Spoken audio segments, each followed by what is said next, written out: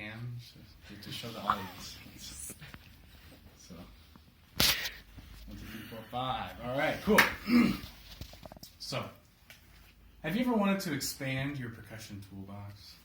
Because mallets today, we know, are very expensive, and sometimes they don't give you the sound that they want. And so today, we're going to learn about how to make your own mallets so that you can get the best sound that you want for the right price.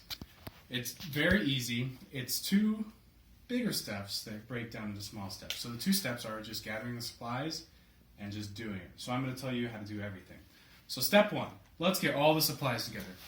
First, you need a dowel rod, a hammer, a nail, we'll get back to all this, a saw, some scissors, yarn, sandpaper, and a hockey puck. That seems like a lot of random things, but I promise there's a purpose.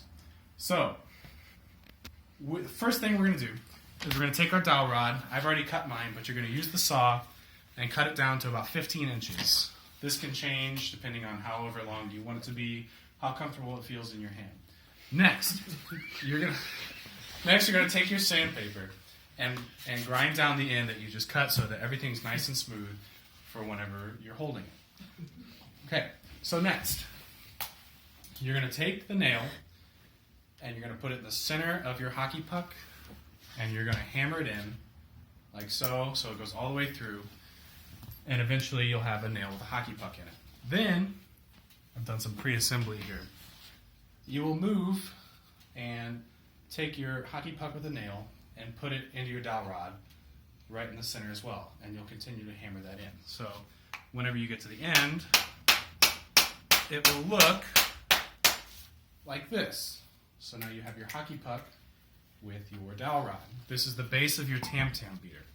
So now all that's left, all we have to do is take our yarn and wrap it around. So how this is going to work is you start by just going around the base here and tying a little knot on the bottom so that you have a starting point. And here we go. Let me see. Here we go. There it is. Cool. So once you have your starting point, I'm going to do a double knot just to make sure that it stays. You begin wrapping around the mallet. This can be done however you want. If you want to be symmetrical throughout the whole thing, go for it. If you just want to wrap, then do that.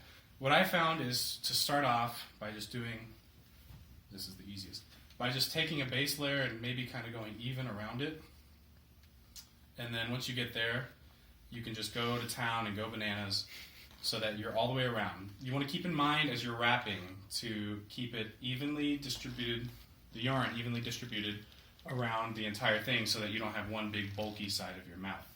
So, once you get to that point, you just wrap and wrap and wrap and wrap and wrap and wrap and wrap. This step can take up to 5-10 minutes. It's not a huge, long step, but it does take some time.